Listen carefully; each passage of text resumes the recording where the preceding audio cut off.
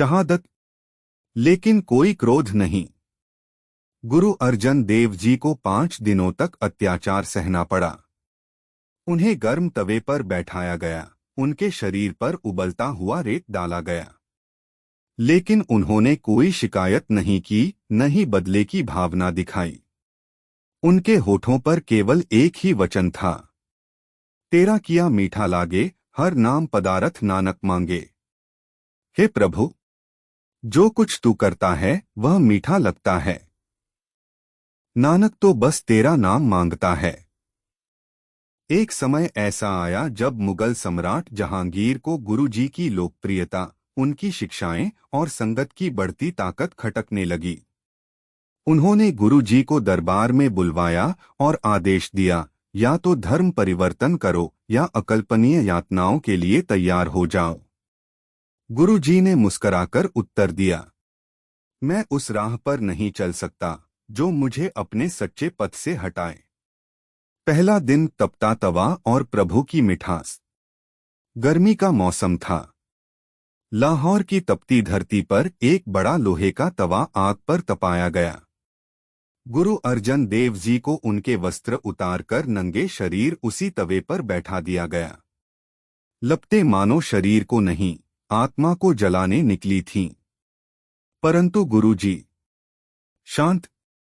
उनके मुख पर न शिकन थी न क्रोध, केवल भक्ति के शब्द। तेरा किया मीठा लागे। हे प्रभु, तेरा किया मुझे मीठा लगता है। दूसरा दिन उबलता पानी और तपती रेत। अगले दिन छाले पड़े शरीर पर उबलता हुआ पानी डाला गया और फिर उस पर आग में तपी हुई रेत। जख्म ताजा थे, दर्द असहनीय था। भीड़ सन्न थी। कुछ लोगों की आंखों से आंसू बह निकले, लेकिन गुरुजी की आंखें बंद थीं। वे प्रभु के ध्यान में लीन थे। उनका मौन उनके शब्दों से ज्यादा गूंज रहा था। तीसरा दिन तेज धूप और जलता हुआ तन। तीसरे दिन उन्हें लाहौर की चिलचिलाती धूप में बिना किसी छाया के खड़ा रखा गया। न पानी न विश्राम। पर गुरुजी अडिग, भूखे प्यासे, घायल, जलते शरीर के साथ भी उनके होठों पर प्रभु का नाम था। वे अपने दुख को ईश्वर की लीला मानकर स्वीकार कर चुके थे। चौथा दिन फिर से तवे पर और जंजीरों की जकड़न। चौथे दिन जैसे जुल्म की कोई हद नहीं बची थी। गुरुजी को लोहे की जंजीरों में बांधकर फिर से तपते तवे पर लिटा दिया गया। अब उनका शरीर जल रहा था और आत्मा प्रकाश बन रही थी। भीड़ में कई लोग सिहर उठे। कुछ सिपाही खुद कांप गए। पर गुरुजी के अधरों पर अब भी एक दिव्य शांति थी। पांचवां दिन अंतिम इच्छा और परम मिलन।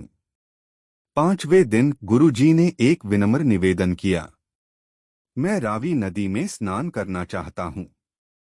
सैनिकों को संदेह हुआ, कहीं ये भाग तो नहीं जाएंगे। फिर भी उन्होंने अनुमति दी।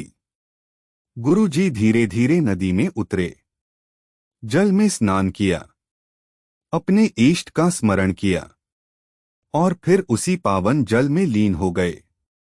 कोई शोर नहीं, कोई विद्रोह नहीं, केवल शांति, केवल प्रेम, केवल प्रकाश।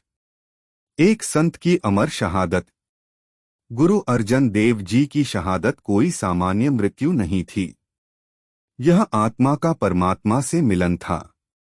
उन्होंने सिखों को एक अमूल्य शिक्षा दी, सहना मगर झुकना नहीं।